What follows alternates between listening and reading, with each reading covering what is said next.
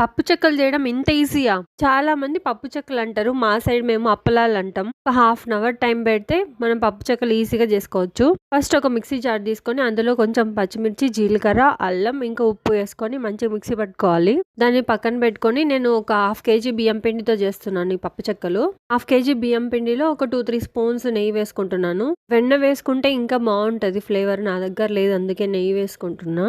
ఇట్లా పిండిని కలిపితే ముద్దలాగా రావాలి. అంతవరకు కొంచెం నెయ్యి వేసుకొని మంచిగా కలుపుకోవాలి. నెయ్యి కలుపుకున్న తర్వాత మనం ముందు మిక్సీ పట్టుకున్నది పేస్ట్, కొంచెం కరివేపాకు, కొంచెం ఇది శనగపప్పు ముందే నానబెట్టి పెట్టాను, అది కొంచెం వేసుకోవాలి. ఒక 3 స్పూన్స్ ఉంటాయి శనగపప్పు. అవన్నీ వేసుకొని మంచిగా కలుపుకోవాలి. కొంచెం కొంచెం వాటర్ వేసుకుంటూ చపాతీ ముద్దలాగా కలుపుకోవాలి. మరీ గట్టిగా మరీ లూజ్గా కాకుండా కొంచెం మీడియంగా ఉండేలాగా చూసుకోండి.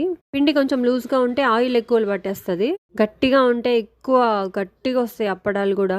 ఇట్లా ఫింగర్ పెట్టంగానే కొంచెం ప్రెస్ అయ్యేలాగా ఉంటే మీడియంగా ఉంటాయి. దీన్ని ఒక తడి క్లాత్ కప్పేసి కొంచెంసేపు పక్కన ఉంచేయాలి. అంతలోపు డీప్ ఫ్రైకి ఆయిల్ పెట్టుకొని హీట్ చేసుకోవచ్చు. తర్వాత మనం బట్టలకి తీసుకుంటాం కదా, ఏవైనా శారీస్ అలాగ ఉంటే ఇలాంటి కవర్స్ వస్తుంటాయి.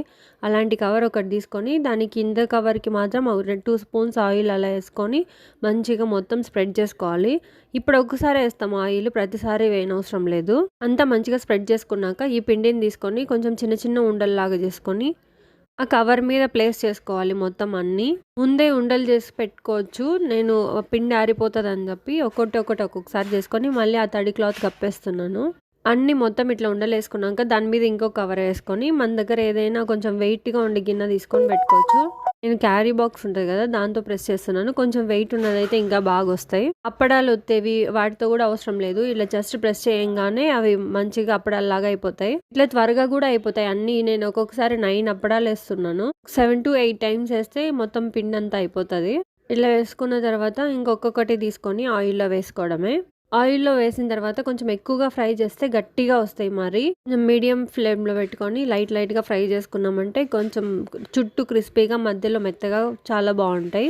అంతే అండి, చాలా ఈజీ రెసిపీ. ఒక హాఫ్ అన్ అవర్లో చేసేయచ్చు. పిల్లలు కూడా చాలా ఇష్టంగా తింటారు. మా ఇంట్లో ఇవి 2 డేస్కే అయిపోయాయి. అండ్ హెల్దీ కూడా.